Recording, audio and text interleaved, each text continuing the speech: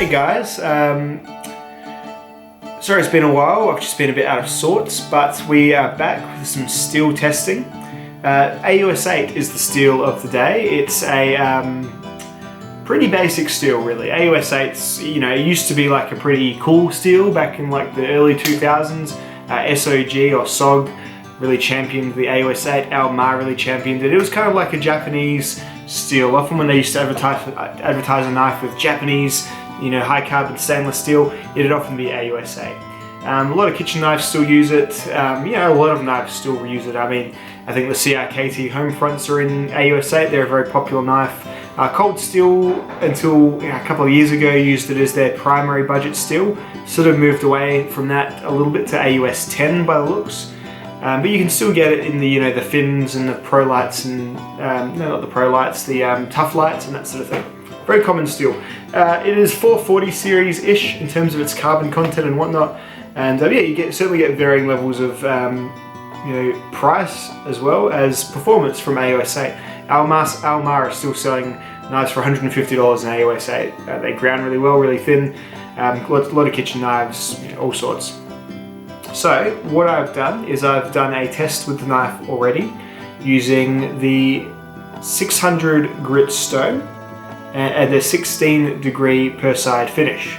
So I've got a result that I can already tell you that did. So I did my test with that and I cut rope, obviously the twisted sisal rope, 10 millimeters, and I do the rope cut until, whilst testing periodically for sharpness, it no longer slices into a held piece of paper. So I sort of see that as the loss of the absolute bleeding edge sharpness. Not super scientific, but it is what it is. But what we're going to do now is I've gone and put a mirror polished edge on this using the KME at the same angle. So I went back and resharpened it. So starting again at 600 grit and straightening the edge out again and resharpening it, getting it nice and sharp. And then I've gone and polished it quite extensively with all the KME stones.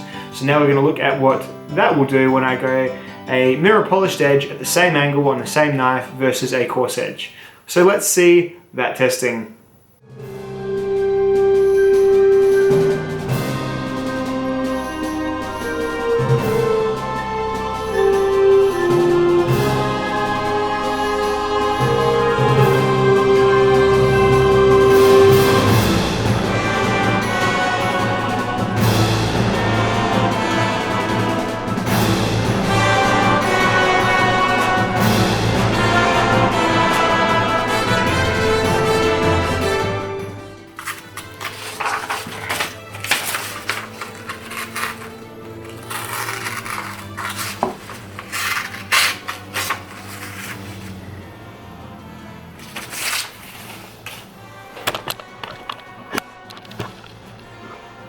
Alrighty, so at 105 passes through the rope, it is now no longer slicing paper. It's still not a dull edge by any means, but it is definitely not super sharp anymore. It's not super precise, but it's how I've decided to test. So, about a 20-ish% improvement when you do a mirror polished edge on your AUS8, which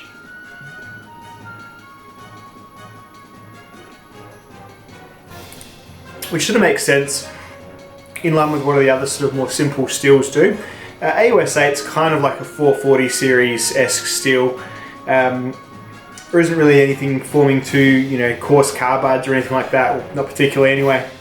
So yeah, I'm not surprised by that result. A modest boost in edge retention from spending a modest boost in time on your sharpening. It kind of makes sense, doesn't it? Often the more time you put into something, the better the results are, and it certainly does seem the case with this particular steel in general. Notably though, I know this is a different knife and a different AUS8 but it's still, I guess it's still Taiwanese AUS8 from, say, comparative to my original RAT2 test, which I think cut about 58 times or something, and it just goes to show what proper sharpening can do for edge life. It really does extend edge life. Factory edges aren't usually terrible anymore, but still does seem to be definitely something in taking some time and putting your own edge on your knife, getting some good results. So there you go, AUS8 mirror polishes. Are they fashion or function? Well, they definitely seem like they have a bit of function to them. So might definitely be worth your time mirror polishing your edge, because not only will it last a little bit longer, it looks bloody cool too, eh?